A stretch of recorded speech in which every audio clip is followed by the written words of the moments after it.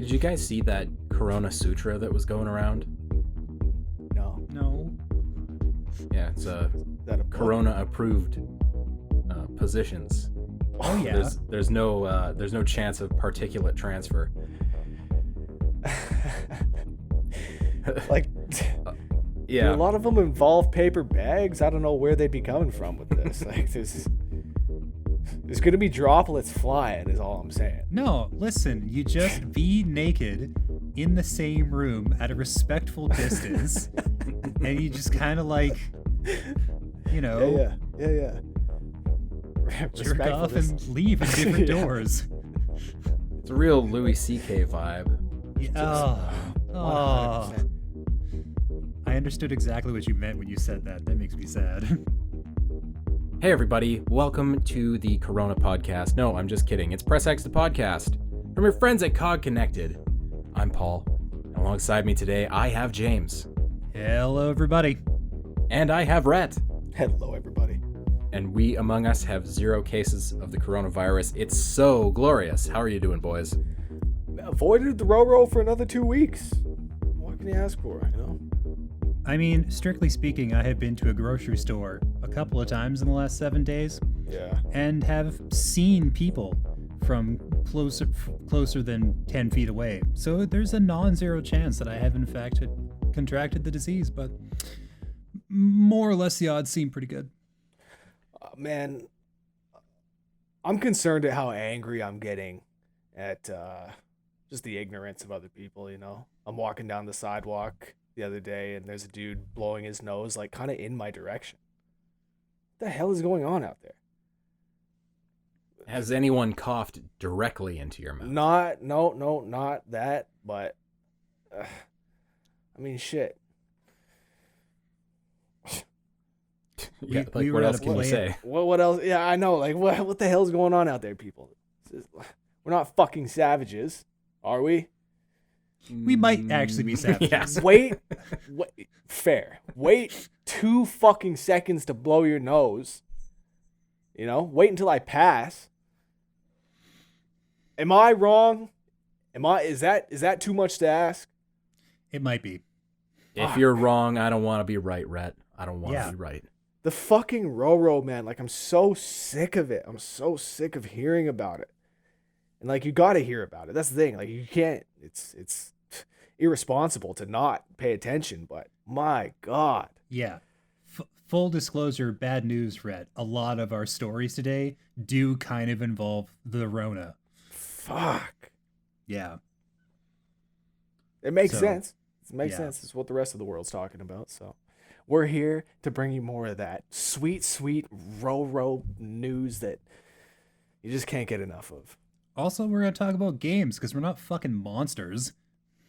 Oh, we're talking about games this week? Yeah. There will also be some games. I played some Oh. games. Did you guys play some games? Oh, I Definitely. played some games. What else have I been doing? What else have you been doing? You've been watching that infection rate. It's a game in and of itself. True. Mm-hmm. Speaking of infections, Tom Nook. Yeah. Yes. AC fever. The AC fever has hit the east and west coasts very hard. It has taken over my life. Definitely didn't miss that one. What about you guys? Yeah, same deal.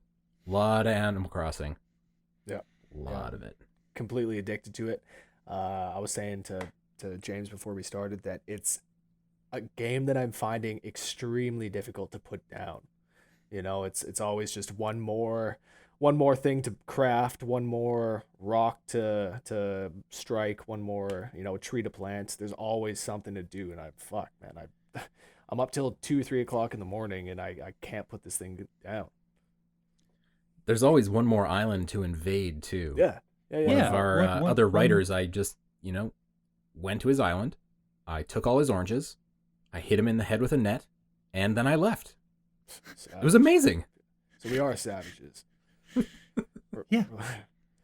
We're living in a society, Paul. Yeah, we're living in a society, all right. Quote Costanza, we're living in a society here. I learned this week that if you dig a couple of holes to brace yourself against, You can Yes. strike a rock with a shovel 8 times in a row and get twice as many resources out of it. Yeah. Interesting. That's not a bad idea. No, yeah, you dig them in the corners. That's an old trick, an old AC trick. Veterans will tell you about digging holes and Yeah. taking souls for the past 20 years. It's an old Navajo technique. Dude, I'm hurting right You know? now. My ribs are hurting right now. I don't know what's Is happening. Is it all the Fuck. Is it all the digging? All the digging in Animal Crossing? You Are you fuck. using too much of your rib cage when you dig? Because you don't want to do that. That's a bad form. You sick fuck. Does that Don't use any rib when you're digging in Animal Crossing. does that make you feel better about yourself? Cutting me It down does. like that? It does a lot better, actually. It does, man. It is from the Animal Crossing. I'm not even 100% sure what he's getting at, but I know that it's a sick burn. No, but I'm serious. My ribs are fucking killing me right now. Well, I think I speak for all of us when I say don't die. Yeah, No. that's about where we're at right now. See, that's what the Corona's got me my head at right now. Is that as soon as anything goes wrong with me, I'm like, fuck. Yeah, everybody I know, you like clear your throat and you're, do I have the Rona? Yeah. Do I need a ventilator right now? It's like, no. The answer man. is no, Yeah. you don't. No, You'll be you're fine. fine. You're fine. Unless your insides are literally on fire, you're probably okay. Mm-hmm. Yeah, that the thing I've learned from being online too much is that there's no maybe. You fucking know, all right? You basically wake up one morning and you're the hottest you've ever been, and you are essentially a sweat faucet turned up to full blast, and it's pretty hard to mistake it for something else. Well, that's good to know. Honestly, that's good Yeah, to know. yeah. You're not going to be like, oh, I wonder if I'm sick. It's going to be more like, oh, I might die tomorrow. Right. Okay. Yeah. Except that you might because, fuck, man. Why put off till tomorrow what you can get done today? You know, that's the coronavirus mantra. Also, Good point. Animal Crossing. Just putting that out there. That's true. Fuck, you it's pay off good. you pay off those bells today, and tomorrow you have a sicker house. It's so good. Mm-hmm. It really is. Um. Yeah, I'm deeply in love with it. It's very good. Yeah. Like I need oranges. Both you guys. Paul, you just admitted to being the fucking orange thief of the team, so maybe I'll come get some from you. But yeah, I need oranges. Yeah, the orchard is on its way. It's growing as we speak. 3 to 4 days, we will have oranges. It's nice. I won't say what the price is, but it's high, real high. Now, what's the favorite piece of furniture for everybody that they've collected so far? What's your prized possession? Mine's my baseball glove chair. Oh, I love that. That's pretty dope. well, Yeah. that sounds nice. Yeah. It's kind of like one of the old school mitts too, you know, like maybe from the 70s, I want to say. Like, yeah, it's nice. I have a lava lamp that like changes the color of the entire room. It's pretty dope. Oh yeah. Yeah, I haven't dabbled too much in the way of furniture just yet. Oh, Been yeah. You're singularly building the- focused on paying the bells Mm. and, you know, getting the museum built, getting the shop built. the needs of the many. Respectable. I'm a man of the Respectable. people. Yeah, Man yeah, of the people. respectable. Yeah, speaking of men of the people, the Doom guy, Ooh. real man of Earth, dedicated to sending the demons back to hell. And I'll tell you, that is one hell of a game, Doom Eternal. Yeah, like tell me a little bit about this. I loved the 2016 Doom, and your review and many others have said that it's everything and so much more that the 2016 Doom was. So it does kind of take a different approach from the last one, which, honestly, big risk. They could have done the exact same thing and people would have just loved it all over again. Yeah. They've kind of tilted it more in a gamier direction. So we're talking floating keys, floating one-ups in the middle of levels. It's very 1990s gamified. Okay. Kind of Unreal Tournament style. A little bit. Yeah. I mean, it Minus reminds me of the older Doom games. Okay. But in terms of the gameplay, this is one of the smoothest games I've ever played. Honestly, I can't believe that it feels so good playing it with a controller. It's that responsive. It is that smooth that you never feel like the controls are a hindrance. And this is one of the most intense things I've ever experienced. So you really have to rely on snap reflexes and solid control to survive any encounter. It's the kind of game where you're constantly hanging on at, 10 health, no armor, 3 rounds left in your shotgun kind of thing, and somehow you can pull it off. Skin of your teeth. Yeah. I love it. It has an incredible balance. Yeah. And a real flow to it where there's a bunch of mechanics that are linked together to regenerate your ammo, regenerate your armor, regenerate your health. So you're constantly balancing those things and managing resources, but in a way that doesn't feel onerous. It doesn't feel like you're ever out of options. Like maybe you'll turn to an option and that's not going to work because you don't have ammo or you don't have fuel or whatever. There's always another option. There's another way out of this situation, and it's really empowering in that sense. Sweet. Yeah, I got to get my hands on this game. I know Animal Crossing's taking up a lot of my time, but man, I've got to get my hands on this game. Yeah, it is a solid thrill ride, and I mean, there's a reason it's getting really high scores, but it seems like anybody that has not really latched onto it, their reasoning boils down to it's not Doom 2016 again. To me, that's a good thing. Yeah, why? Doesn't make a lot of sense. Why would you want the same game 4 years later? Yeah. Well, lots of people want that. They want, well, they don't want the exact same game, but they want change in teeny tiny increments, and like big swings, tend to like alienate slightly more people, but like fucking Animal Crossing. Yeah. That's exactly Animal Crossing. They didn't change too much, stuck to the formula, but the improvements that they made, like I was saying, they it felt like they pushed the game exactly where it needed to go. And that's what Doom 2020 seems like. Yeah, it's I will say that it's quite a bit harder than I remember the last game being. There are definitely sections that you're gonna die a few times, especially if you're the kind of person who likes to push the difficulty level up, into the ultra violence or, God forbid, nightmare level, way above my skill level. But yeah, some people will definitely be a little bit frustrated with the difficulty level, especially certain enemies. Like who? Break it down for us. Enemy wise? Yeah. You want me to name names? Which is the one that gave you the biggest headache? Man, fuck the Marauder. Fuck that guy.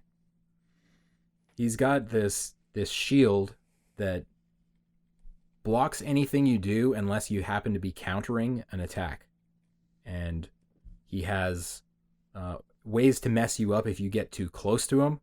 He has ways to mess you up if you get too far away from him. So you got to be this magical middle distance waiting for him to start this highly telegraphed attack that you can then counter with the super shotgun. And he sends out this flaming hellhound, and there's constantly other enemies around that are trying to kill you while you're doing this, but you turn your back on the Marauder and he'll take you down. He'll take you down.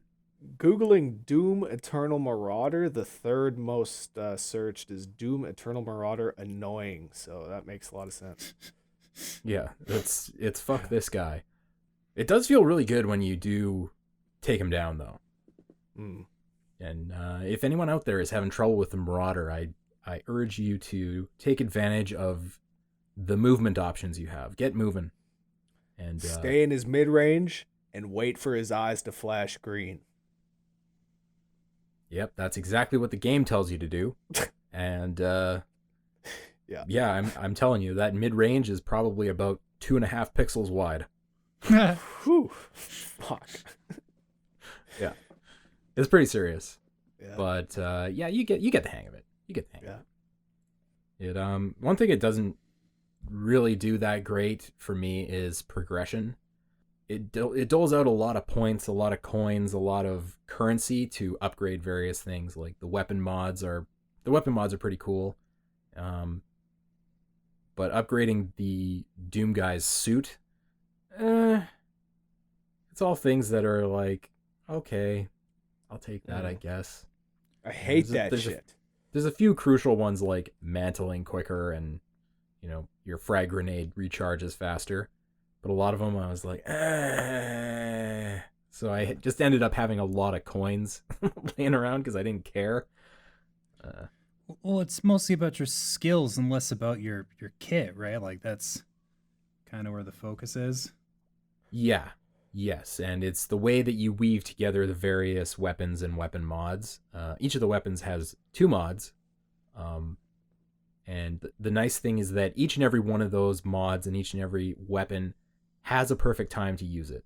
So you're constantly switching and you really get into, like I said, you get into this flow of switching between weapons and using the chainsaw and glory killing. And there's like a flamethrower that basically melts enemies into armor points, which is pretty handy. Yeah, I don't know. I feel like it will appeal to people who like first-person shooters, for one, but also people who aren't necessarily into first-person shooters, but have reflexes and like puzzles. It's a little bit puzzly. Okay. Yeah. Sounds like anybody that just loves a well-made game should play this, you know? It is absolutely a very, very well-made game. I haven't seen anybody say otherwise. And if they do, well, they're wrong. They are wrong. Okay. It's a well-made game. Yeah. All right. James, Persona 5 Royal Edition.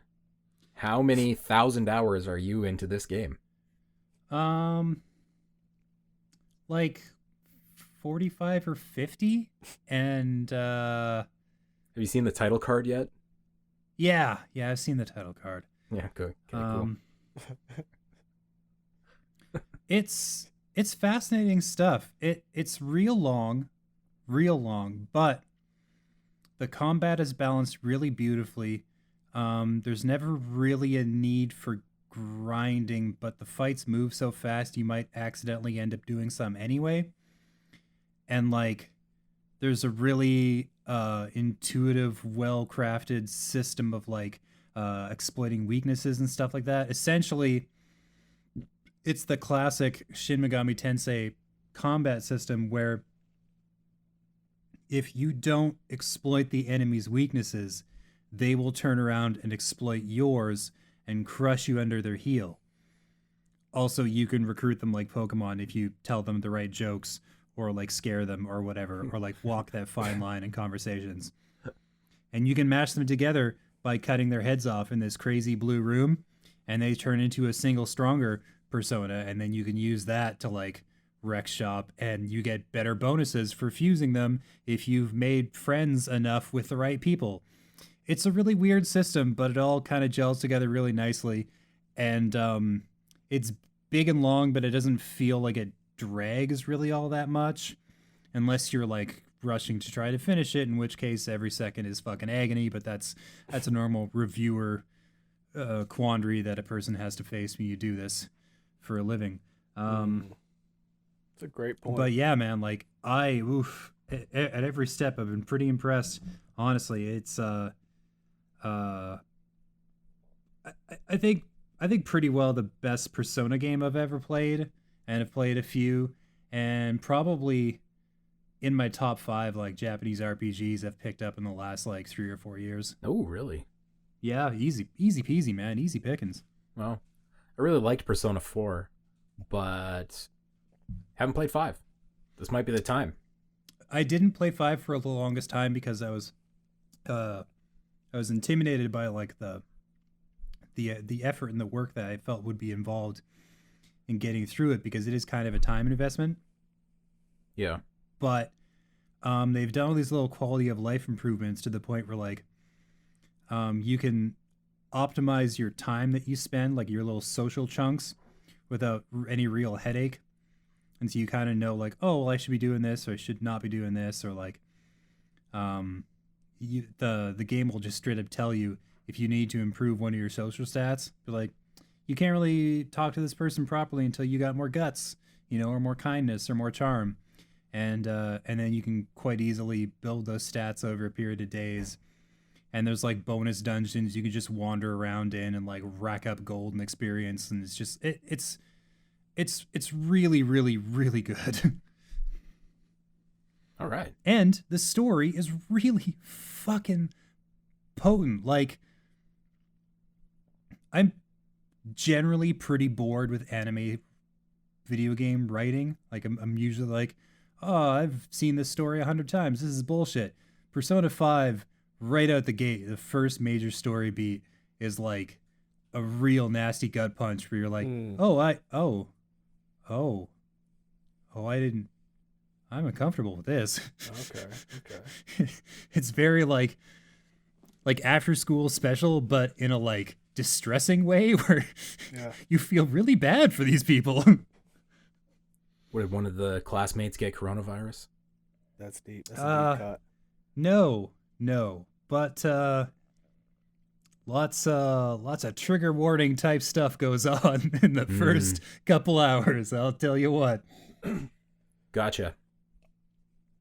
And I use that phrase with 100% sincerity because, seriously, some shit goes down. So, girdle your loins and whatnot.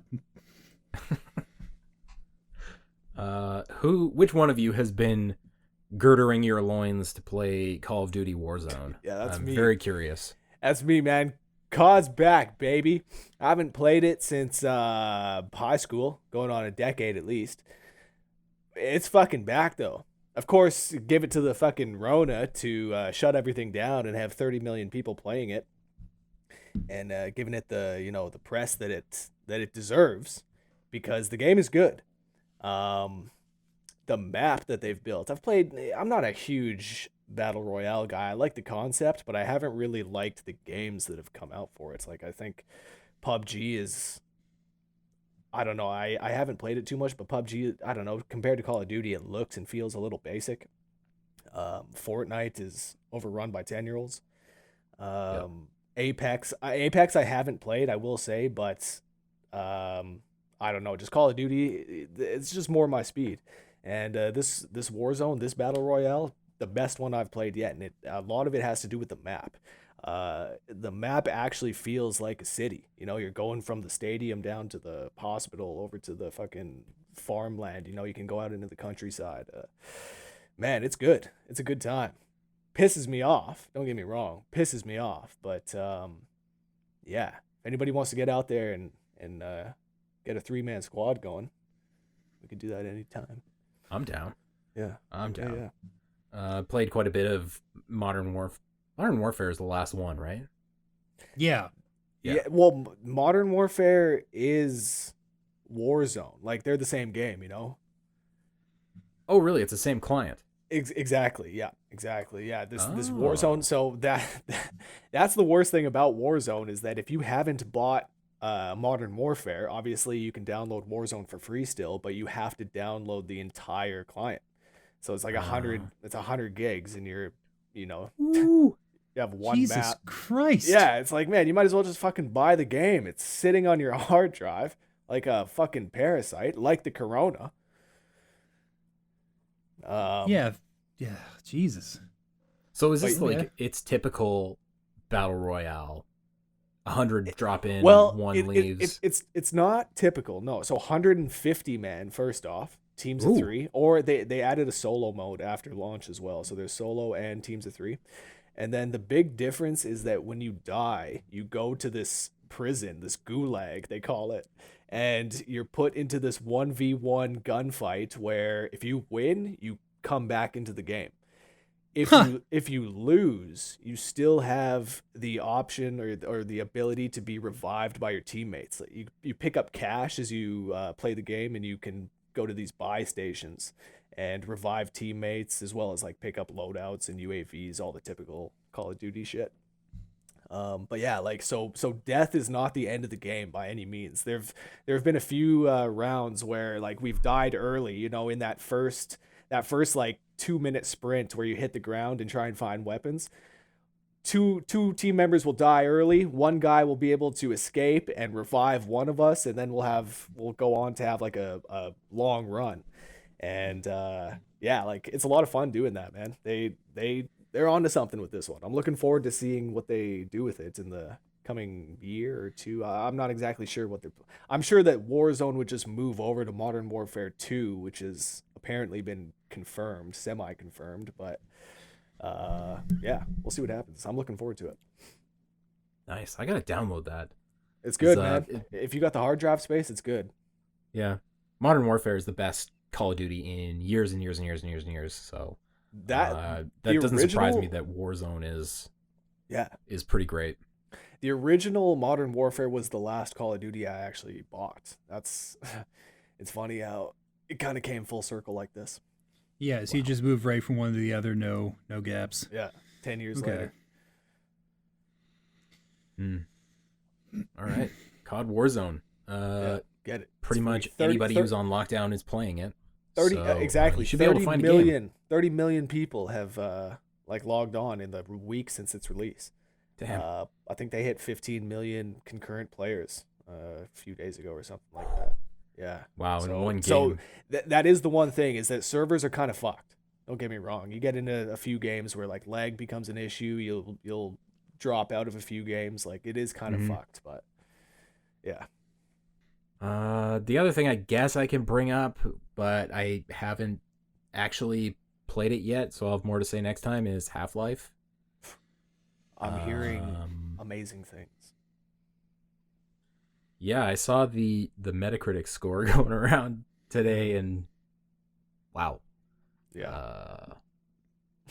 It's like IGN gave it a 100. Yeah. Yeah, now IGN did get rid of their like point system, so they're just doing, 7s, 8s, 9s, 10s. But with that being said, like this early consensus is like this is a masterpiece. Yeah, I'm really looking forward to playing it. I'm not the biggest VR guy. I'm not the biggest Half-Life guy. I respect both things, so I'm curious to see what it's gonna do to me. Is it really gonna hit?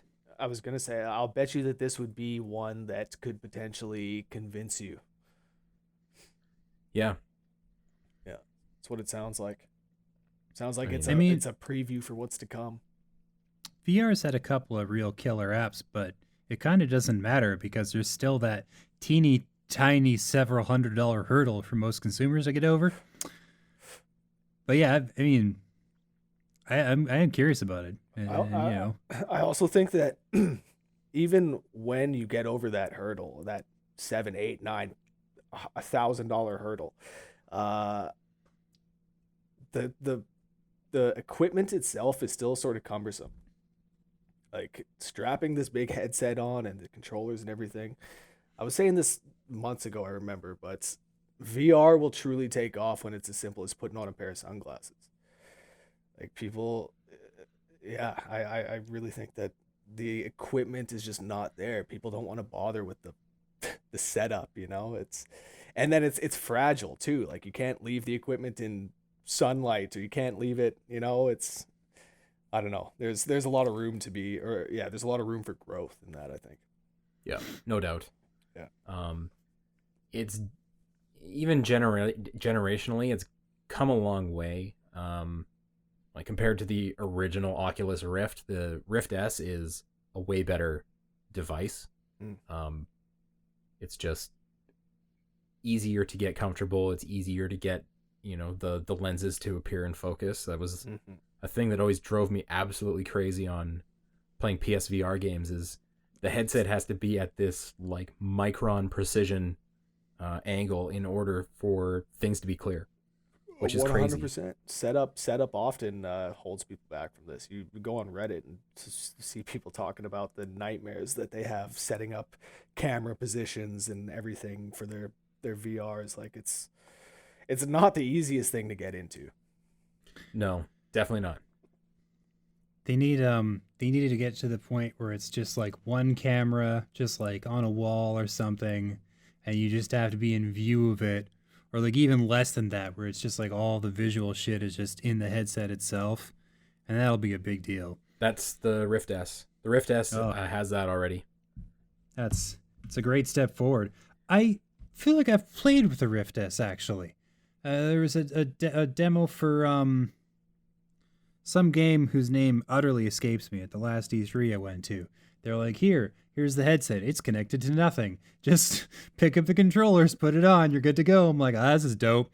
And like the graphics were a big step down, but like portability wise, it was there, man. Like, yeah, I think that one's called the Quest, I want to say.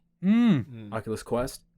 Yeah, the Quest. It's got all the hardware and guts in the headset. So, yeah, once those guts get to a level where they can make a game that, is of the graphical quality that people expect with no wires, that'll be a real thing. It's the future, man. That is the future. And I don't think we're far off from that either. I really don't. It's within like 10 years.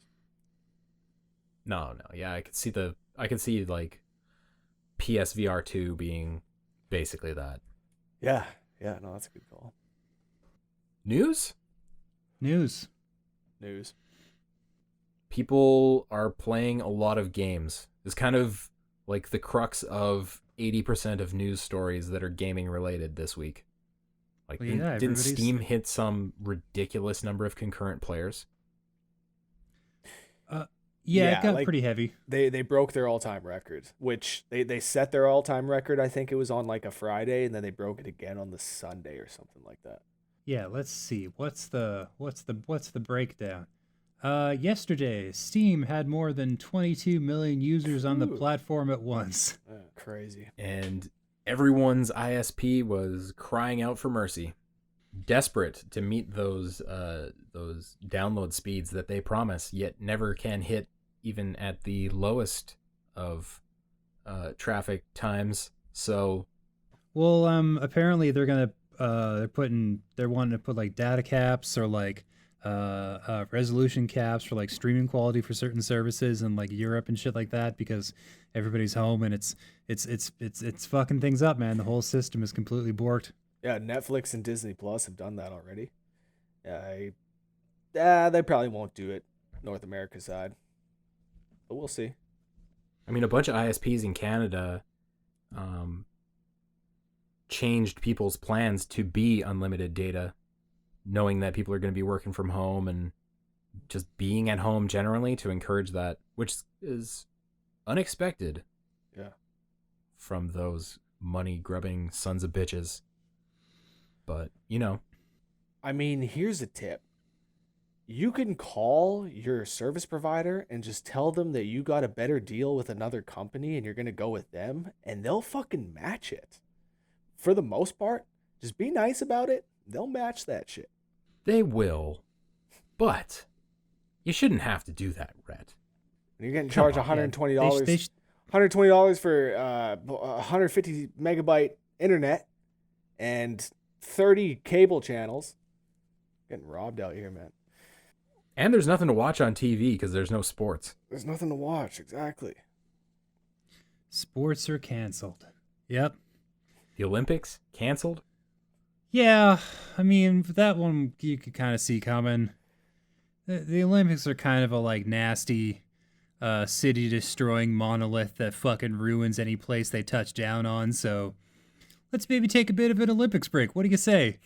Yeah. Yeah. I mean, not every city, but like every city they've come to in the last 20 years.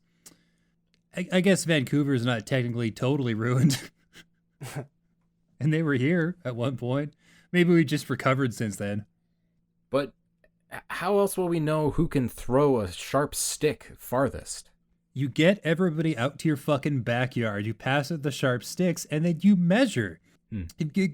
People would put it on TikTok. Wanted to do the Olympics? Do it localized. But like Timmy Jorgensen over in fucking Weejaw, Connecticut, fucking threw that sharp stick 145 meters. It was amazing. We think he's on drugs. We think he's on all the drugs, but he still did it. And here's the video proof. And then they can just send them all in. And then some guy in a fucking bunker somewhere, disconnected from all human contact, will be like, yes, this man right here, he's the champion stick thrower. We'll send you your medal in the mail.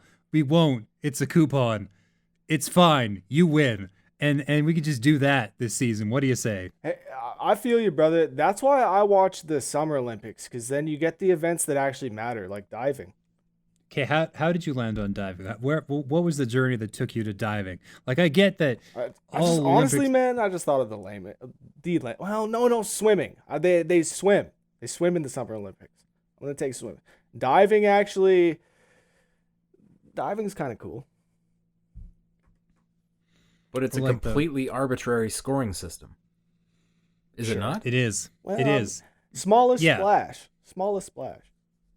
So you're telling me that these guys train for fucking years and years for like a significant portion of their lives just to see who can like enter the water in the most knife-like fashion? That's right. With the most flips and shit that you can do, you know? You gotta add the flips and shit in there. Because you can't just like pencil dive, you know what I mean? Feet down. Anybody could do that shit.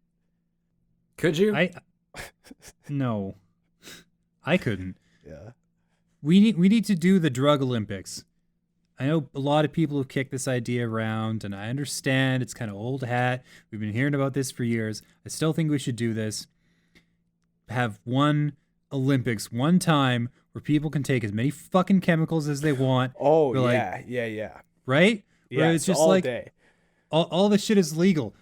Not today, it's not. Today, it's all on the table. Also, here's a waiver. If you die, not our fault. 100%. I always make this argument. That's the regular Olympics. Yeah. That's already the Olympics. They're all on drugs. I always make this argument in baseball whenever people ask me about steroids in baseball.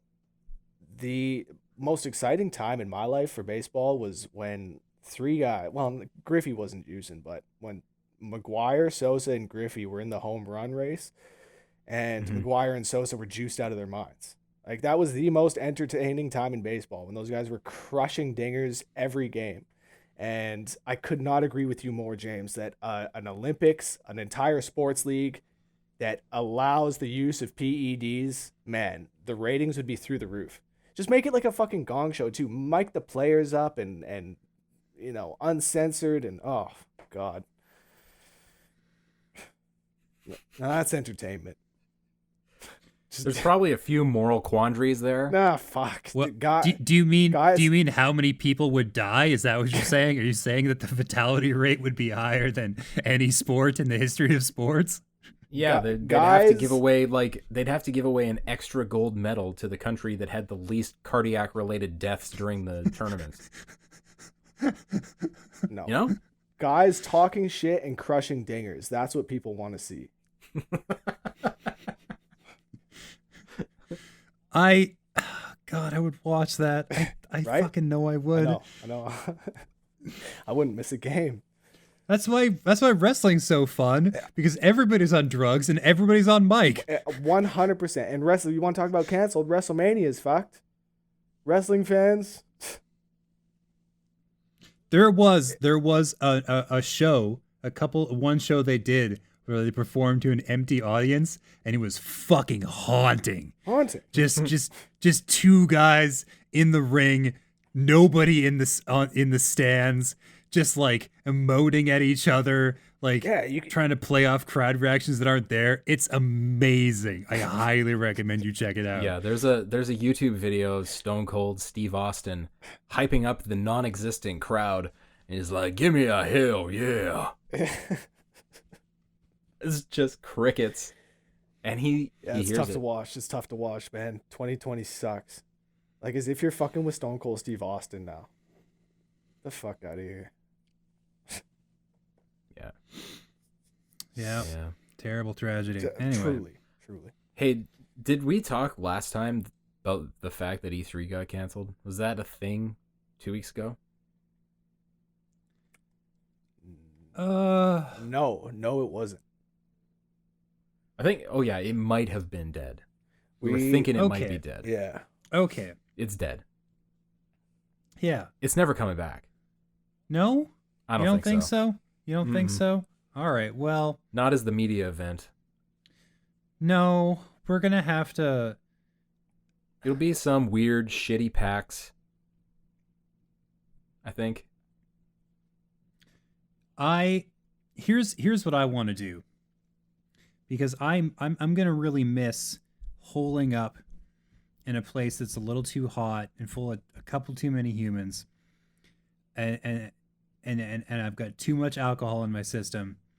I'm probably, if the conferences line up, I'm gonna book that time off. I'm gonna camp out somewhere by myself if I have to, but if we're to the point where we can have people in the same room again, maybe I'll invite some other humans on this thing, and I'll just do a Gonzo style. I'll get a bunch of booze, I'll get some recording equipment, a couple laptops, and we'll just hang out and cover shit and do off-the-cuff video coverage, and you will have James's reports from the trenches of all the conferences and all the shit that's happening this year around what would have been E3 season, because I'm gonna miss getting drunk and bringing the facts to people. So I'm probably going to do it anyway. Yeah, I feel you on that. Yeah. The one thing you left out, which is a key part of being in Los Angeles and at E3 in general, because probably you didn't spend quite enough on your Airbnb, is the gunshots and prowlers. We can find that here, though. Yeah. We'll get a local place.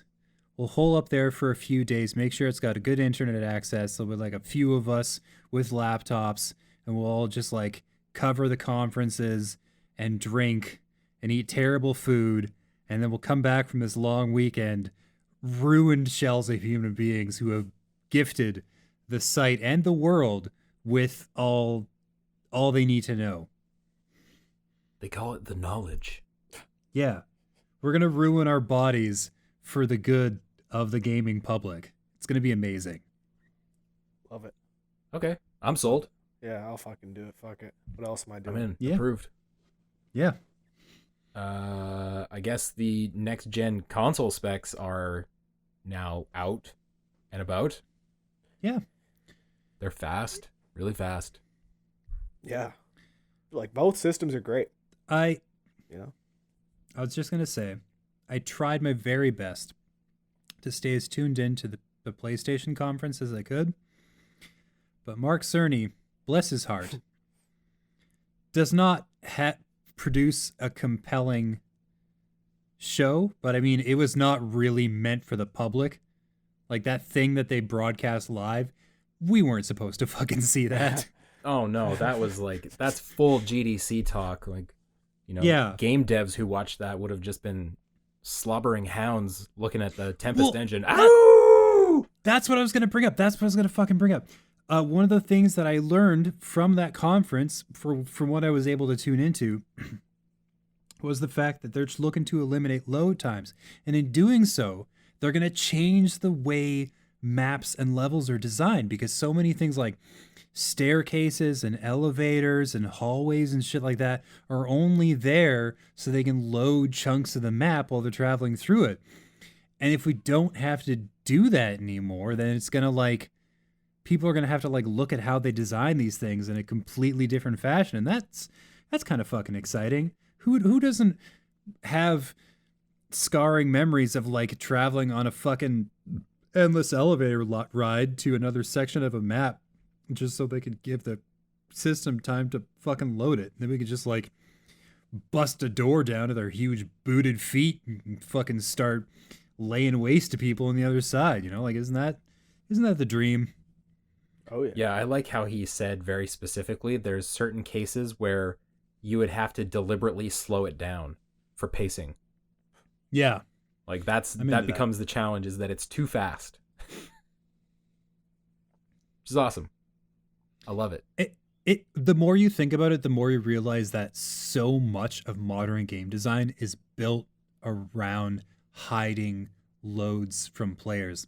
Like we talked a couple episodes ago about how The Witcher 3 has this system where like most of the fucking game doesn't really exist when you're not looking at it as the player. So like you turn around or like you leave a town and it dissolves into fucking chaos and shapes and nonsense. But then you walk 30 steps back and go to it, and then it's in your FOV and suddenly it's real again. They just wouldn't have to fucking do that anymore. Yeah. I mean, yeah. Simple as like, that. I know, I don't know. I haven't heard a lot of like chatter about the possibilities of the next generation, but I think the next generation has some pretty fucking amazing possibilities. I'm optimistic. Very optimistic. I think it's going to be a much bigger jump forward than this generation was. Maybe not one that's as immediately perceptible, like the graphics. No. Leap the way they did, but like the fundamentals, the mechanics, the shit under the hood. Yeah. That's going to change in ways that people can't even fucking grok right now. Like it's the death of the loading screen. Oh, fuck yes. I'm so there. Screen, man. I know, like fucking rights. It's about time.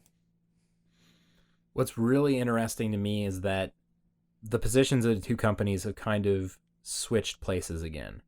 Going from the 360 PS3 generation to the current gen, Sony took the old Microsoft approach and made a better one of those.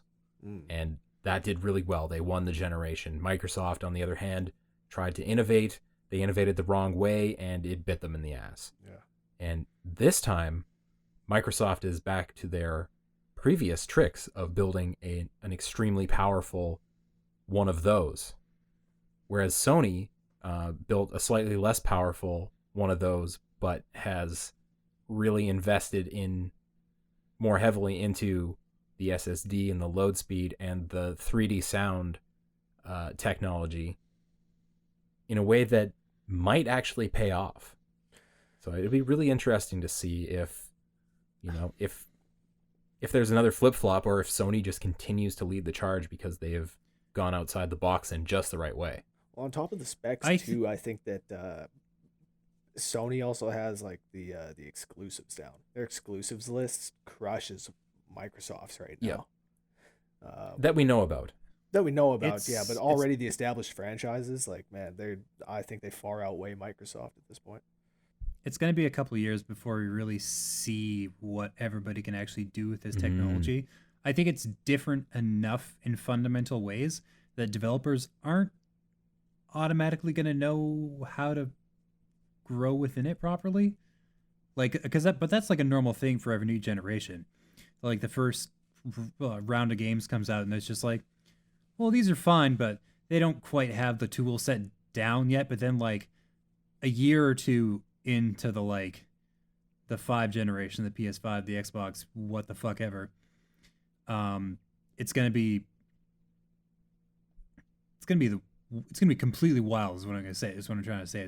We're gonna see shit that like we can't even imagine, that we didn't think was fucking possible. Yeah, like it's funny you say that, because I was thinking of I think that we're gonna start to see more partnerships that we didn't think were possible before. Microsoft and Nintendo have been linking up for the past year or two now. They've been doing these little things together. Man, I wouldn't be surprised if we start to see some of these big franchises on other consoles. I think we're getting to the point where like the console war is kind of dead. It's been dead, you know?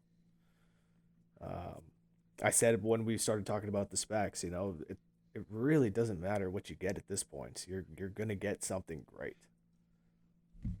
Ooh, okay. We haven't talked about this at all up to this point, but the next generation is bringing back memory cards.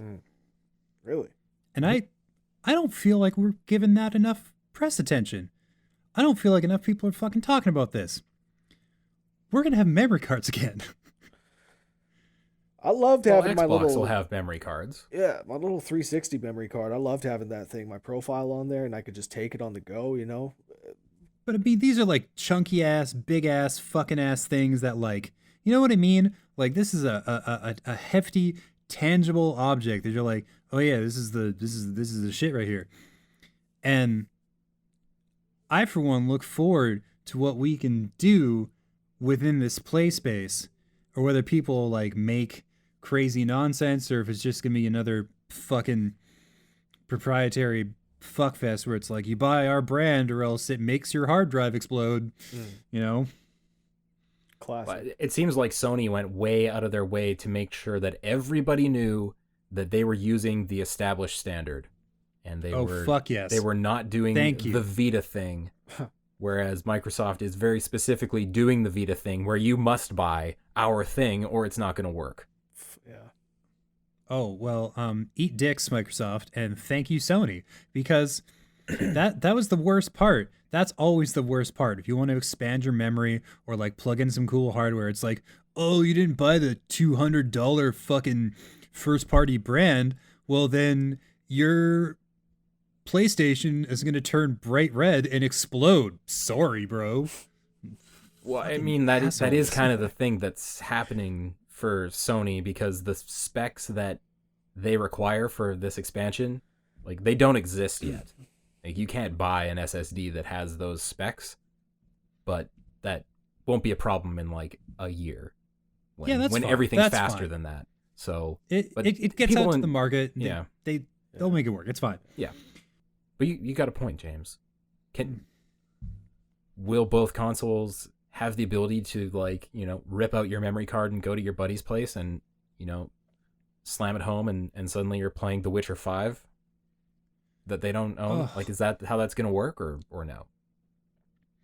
Or like some like little tiny portable thing, but like, oh, I put all these kinds of games on here, or like or maybe it'll be for like capturing, because the footage you capture is going to be such high quality and it's going to take up a ton of hard drive space. And they're like, well, here's this fucking sweet card you plug in, so whenever you're doing like one touch video capture, it just goes right to this card, and then you don't have to worry about that, right?